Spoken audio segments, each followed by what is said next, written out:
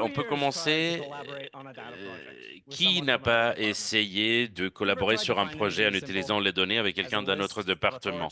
Est-ce que vous avez déjà trouvé une liste de données utilisateurs? Et nous avons besoin de fondations importantes et stables.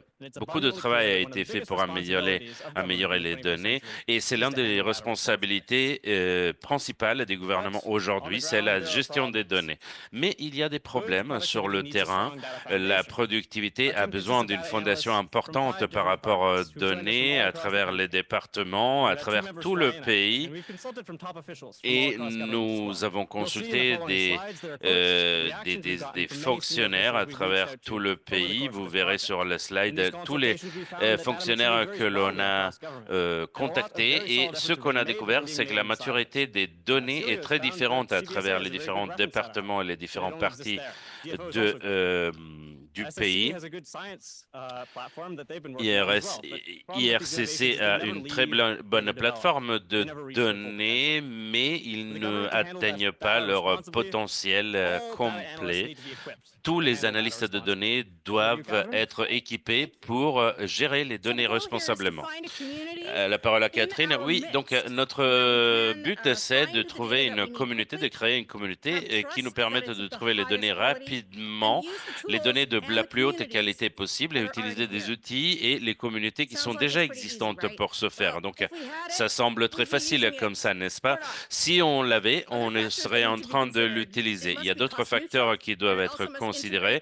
Elle doit être cette solution neutre en termes de coût et doit prendre en considération tous les procédés. Donc, personne ne doit se retrouver à devoir créer un nouveau modèle ou un nouveau département. Ça semble de la science-fiction, mais ça peut être fait avec l'utilisation de TARDIS.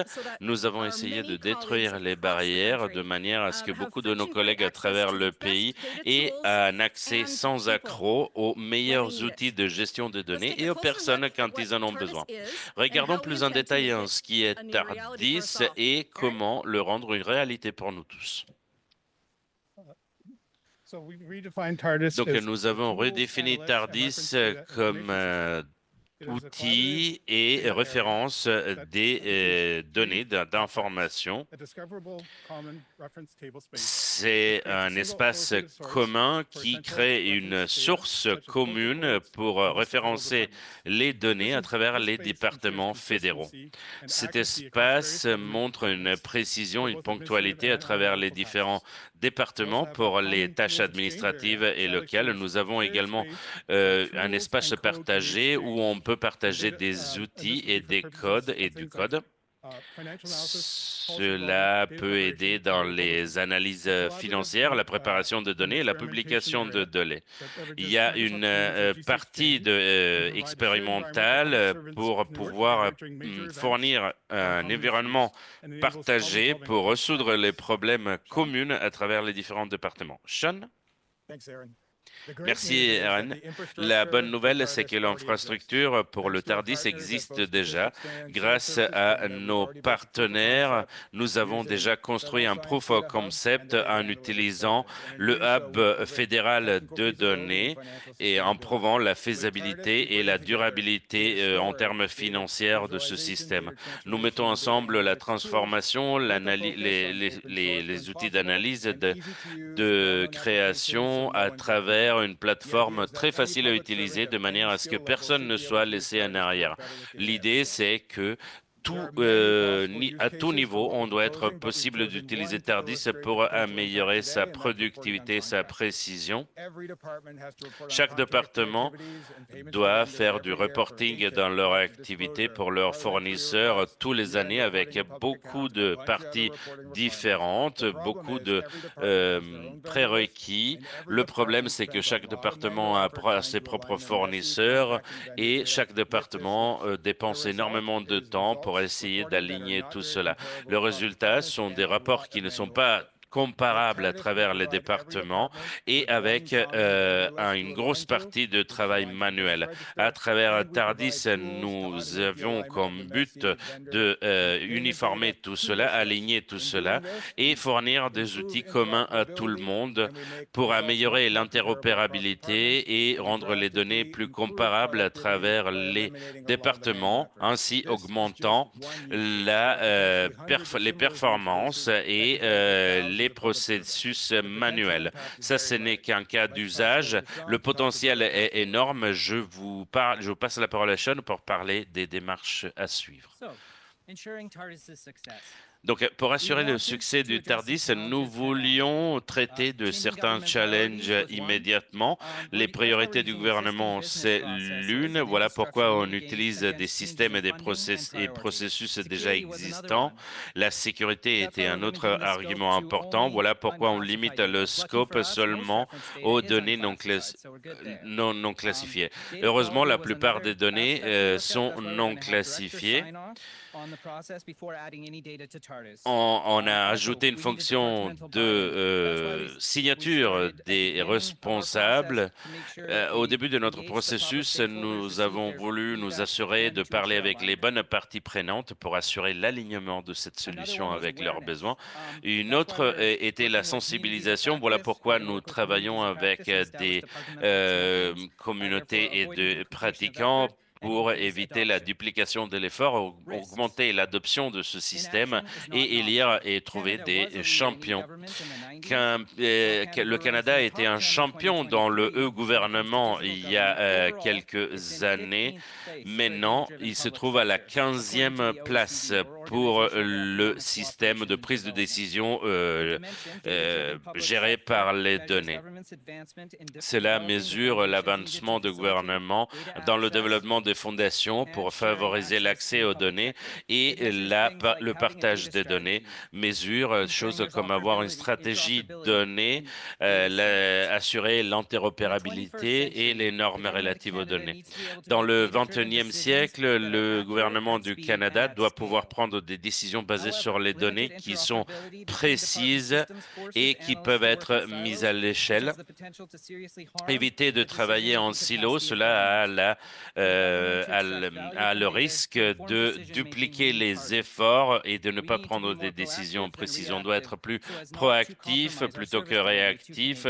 Donc, on ne va pas compromettre le service proposé aux Canadiens.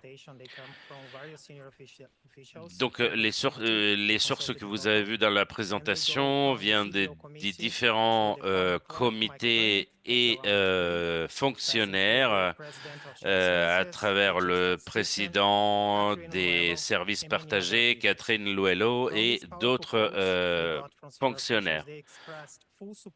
Ces fonctionnaires ont exprimé leur support sans faille à TARDIS pour éviter des surcoûts et promouvoir la collaboration.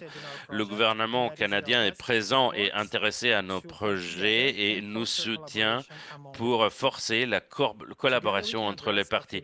Ensemble, on peut aller au-delà des limitations et limiter les risques pendant l'implémentation. Ce que l'on ne peut pas se permettre, c'est de ne rien faire parce que cela présente un risque majeur. Voici donc le cadre proposé. La gouvernance ici a les parties prenantes principales en haut et les principaux participants. Parce qu'une gestion responsable des données, c'est l'un des principaux piliers de la stratégie données du Canada. Ces standards et ces normes nous permettent un accès facile aux données, une bonne interopérabilité et une bonne collaboration entre les différents départements. Les statistiques que l'on vient de vous montrer vous montrent que, par exemple, le rapport des gouvernements des Nations Unies comment peut, par exemple, le Canada se présenter auprès des leaders de G20, où on veut être. Donc, la stratégie a été testée, est complètement durable et conforme aux missions et aux normes. C'est notre plan d'adéquer le programme et en termes d'implémentation pour un modèle recovery pour le cloud infrastructure. Notre cadre de gouvernance va miroiter et soutenir l'implémentation et la mise à l'échelle dans les 2 prochaines années. En plus, nous assurons la maintenance et de aider avec le processus d'onboarding pour maintenir le système à jour. Tardis, c'est une solution dont notre pays a besoin pour être leader dans le e-gouvernement. C'est plus que simplement des données, c'est l'évolution du Canada en tant que nation. Nous avons ce défi, nous allons continuer à soutenir ce processus pour capitaliser sur cette dynamique qui est venue à se créer. Merci beaucoup à tous.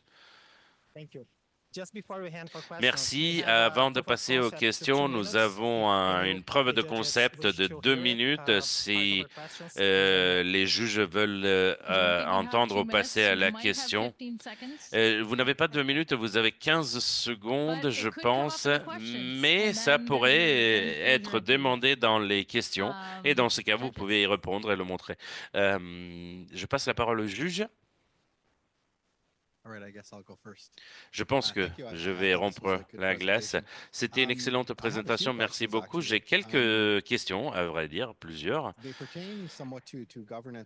Elles ont à voir avec la gouvernance et la propriété. La première question est plus à propos de l'efficacité que vous promettez ici. Je pense que de manière intuitive, tout le monde peut voir que cette organisation va favoriser l'efficacité, mais comment on mesure le retour sur l'investissement sur ce projet? Je ne sais pas si vous avez pensé de ça, mais si le gouvernement du Canada va soutenir cela, on va avoir besoin de plus d'informations sur le retour sur l'investissement. La deuxième question que j'ai regarde les décisions sur les données de référence elles-mêmes. Comment décidons-nous que ça, c'est la norme que l'on va utiliser sur un problème ou un projet particulier? Qui décide de cela? Je pense que cela fait partie de la diapo sur la gouvernance que vous avez présentée, mais c'est peut-être plus compliqué parce qu'il y a des différentes options, des différentes perspectives sur un projet particulier. Donc, j'ai une curiosité sur ça. Et la dernière question, c'est sur la propriété, l'ownership, la propriété en relation à la gouvernance. Qui est responsable et qui est propriétaire de cette solution? Merci beaucoup, André. Ce sont tous des bonnes questions. Je ne sais pas si l'on peut mettre la présentation sur l'écran, mais je commence avec le retour sur l'investissement. Donc, les services partagés ont déjà acheté nos accès BI pour tout le gouvernement fédéral. Mais est-ce que nous sommes tous en train de l'utiliser? Nous l'utilisons tous? Non, je ne pense pas. Donc, ça, c'est le premier point sur le ROI. Il faut s'assurer à travers cette plateforme que tout le monde l'utilise parce qu'on peut l'utiliser à travers les VM. Il n'y a même pas besoin de télécharger l'application. Il n'y a pas besoin d'installer quoi que ce soit.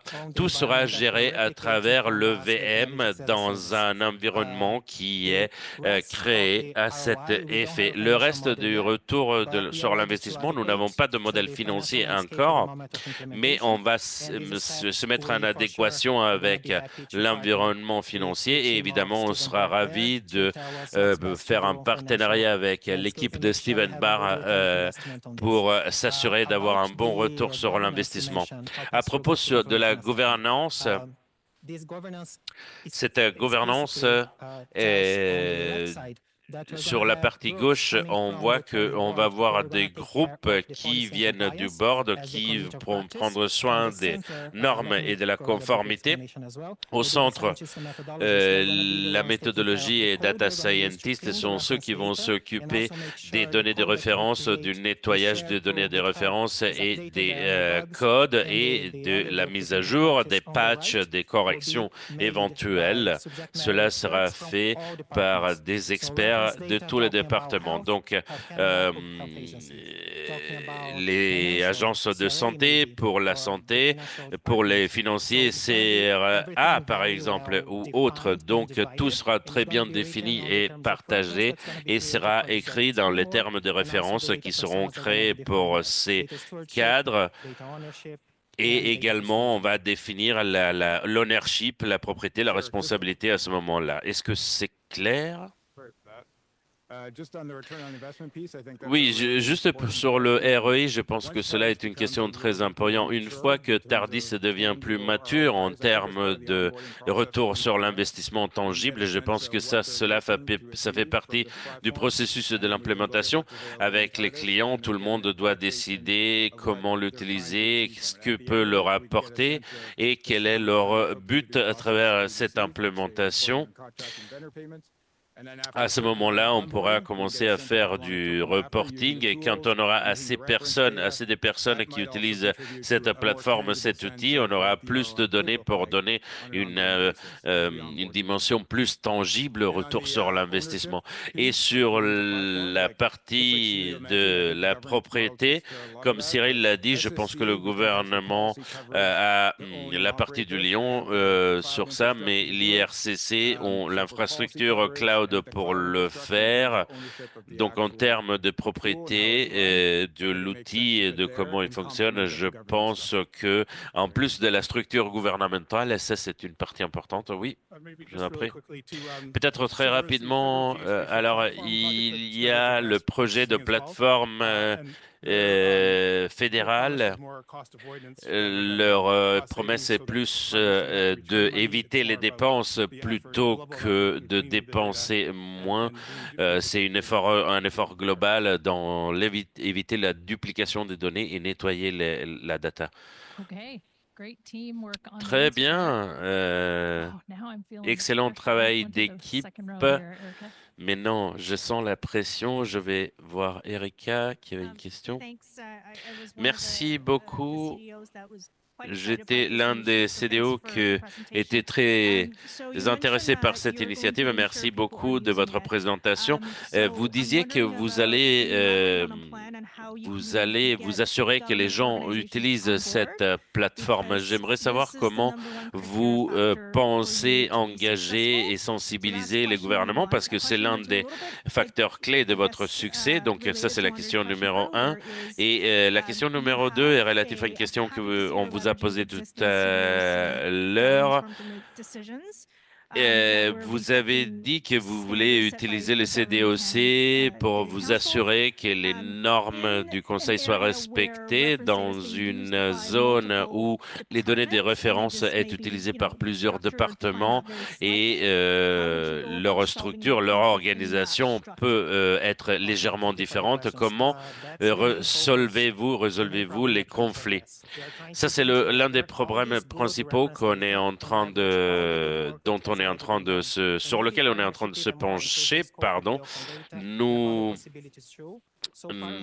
tous les Nous avons donc consulté avec beaucoup de groupes de travail, de pratiquants, de personnes qui utilisent ces données.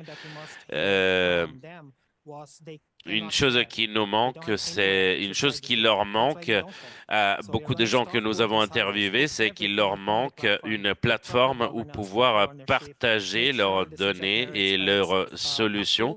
Et ça, c'est ce que nous apportons à l'équation. On leur donne un espace pour pouvoir partager en s'assurant que tout soit conforme aux règlements qui sont en vigueur.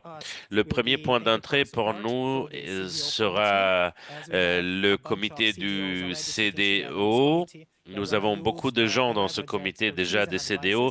On va utiliser votre expérience et votre expertise pour organiser des réunions et pour pouvoir comprendre comment pouvoir prendre contact avec les différents départements et avec tous les pratiquants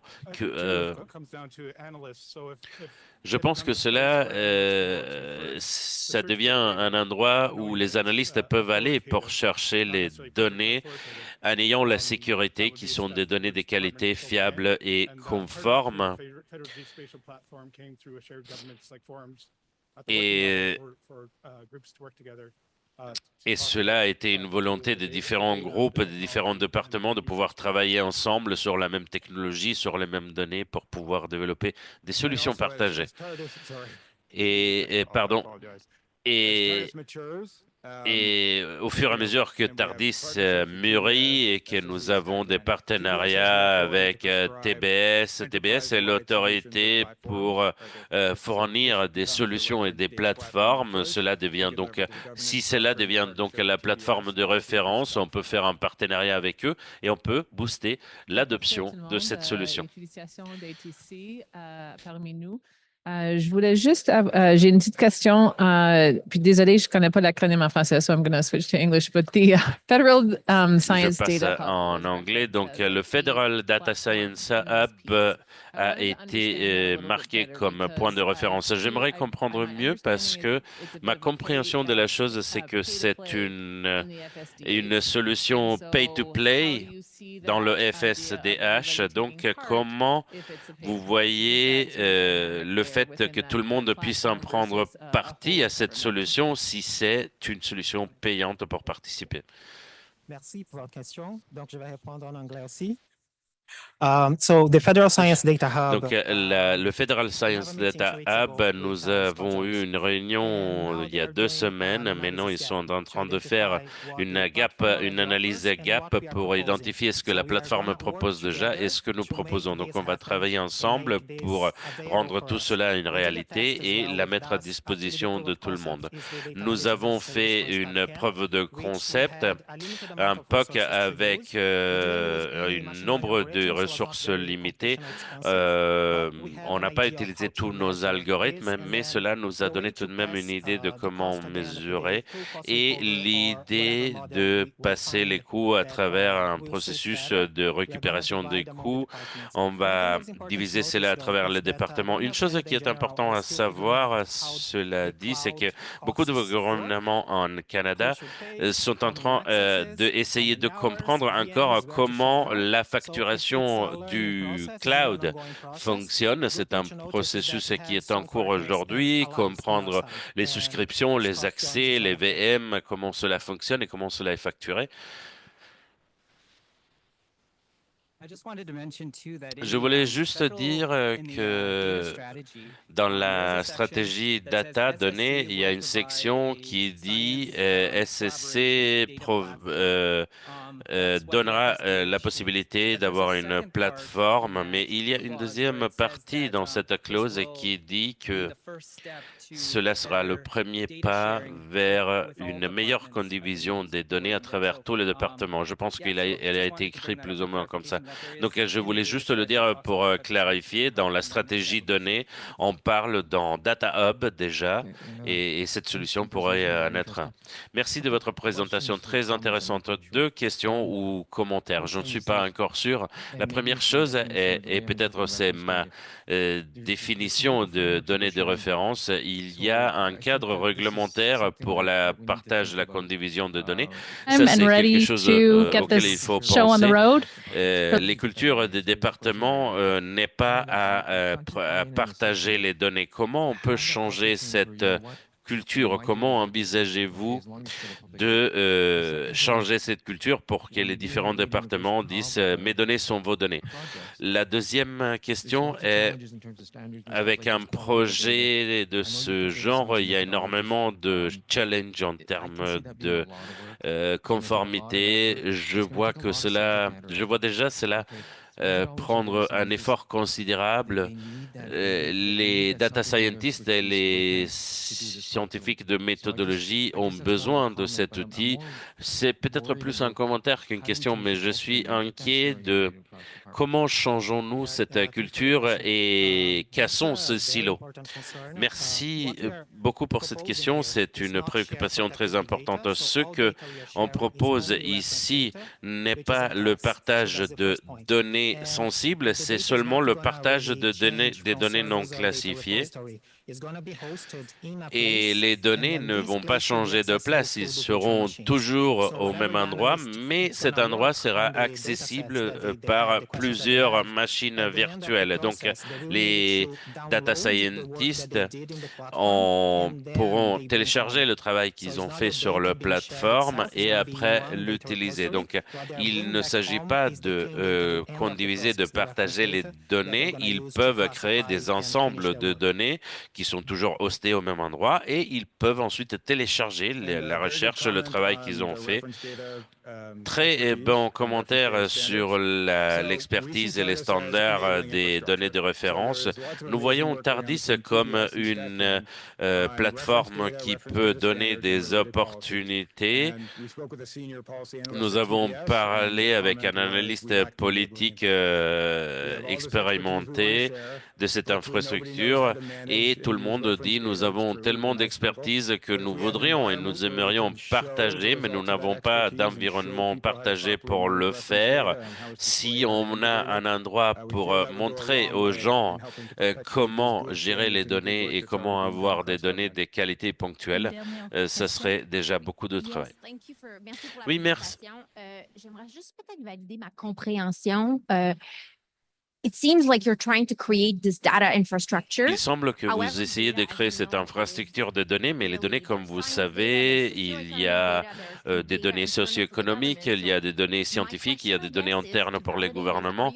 Donc, ma question est, est-ce que vous essayez de procéder d'une manière séquentielle et peut-être, je ne sais pas, je vous fais un exemple, vous attaquez aux données d'achat parce que autrement, pour commencer, je ne vois pas tellement comment vous allez faire la mise à l'échelle parce que sinon, si on parle de toutes les données, c'est immense, c'est énorme. C'est une très bonne question. Je commence? OK. Donc, on va commencer avec les données de référence elles-mêmes. Donc, des références qui peuvent être utilisées pour classifier d'autres types de données. Donc, on ne travaille pas avec les données de manière générale, c'est des données de référence. Et avec ceci, on peut élargir le scope. Nous n'avons pas terminé cette recherche, mais on considère la possibilité d'ouvrir la solution que l'on utilise toujours aujourd'hui avec le Open Data. Ce dont nous avons besoin à présent, c'est un environnement collaboratif et accès à la plateforme où les personnes qui ont l'information peuvent partager ce qu'ils ont et où les gens peuvent poser des questions et trouver des réponses.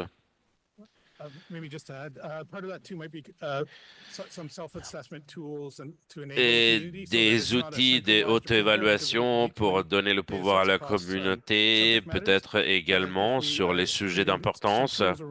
Mais si on crée donc des outils pour cela, on aura un système décentralisé au niveau de la direction informatique et les données sont plus facilement repérables. Je suis navré, je fais partir la vidéo entre-temps, pardon. Un bon exemple que j'aime utiliser, c'est par exemple le calendrier. Tout le monde qui travaille avec les données, qui utilisent Power BI pour leur analyse, ils utilisent l'année de calendrier, ce qui est utile pour beaucoup de gens. Moi, par exemple, dans les finances, je veux voir l'année fiscale de avril à mars. Donc, à Statistique Canada, nous avons demandé notre propre version de calendrier qui convertisse les données de année solaire à année fiscale. Pour le moment, on fait ce processus par email. Cet environnement, ça nous donne au contraire un excellent point de départ pour faire cette transition et pour montrer aux gens comment on devrait utiliser les données et créer une bonne dynamique. Je voulais juste vous donner un autre exemple. L'organisation de GC, il y a des élections qui vont se produire à un moment donné. Il y aura énormément de changements en termes de nom de département. Il y aura des divisions, des départements qui vont fusionner. Si on peut et donc créer des datasets qui sont déjà prêts à l'emploi et que les gens peuvent utiliser, on peut utiliser cela comme base et